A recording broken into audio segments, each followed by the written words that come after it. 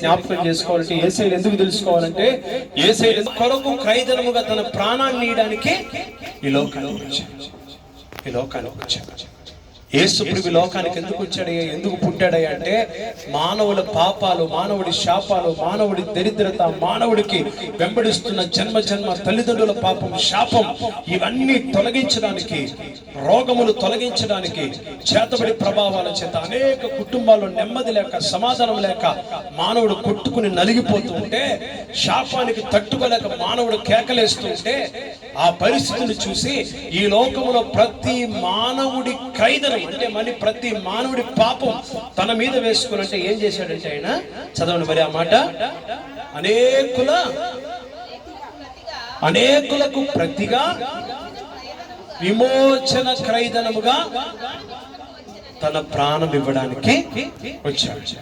యేసు ప్రభు లోకానికి వచ్చి కుమారుడిగా పుట్టి ఆయన అంతటితో ఆగల, ప్రతి మానవుడి కొరకు జన్మ కర్మ పాపములన్నీ తన మీద వేసుకుని తన మీద వేసుకుని, పరిశుద్ధ గ్రంథం యోహాను సువార్తలో రాయబడి ఉంటది, ఇదిగో లోక పాపములను మోసుకుని పో దేవుని గొర్రెపిల్ల. ప్రతి మానవుడి పాపము, శాపము అంతా తన మీద వేసుకుని అనేకులను విమోచించడానికి, సకల మానవాళి పాప పరిహారార్థమై తన మానవుడి పాపములన్నీ తన మీద వేసుకుని మానవుని విమోచించడానికి ఆయన కలువరి శిలువలో ప్రాణం పెట్టాడు.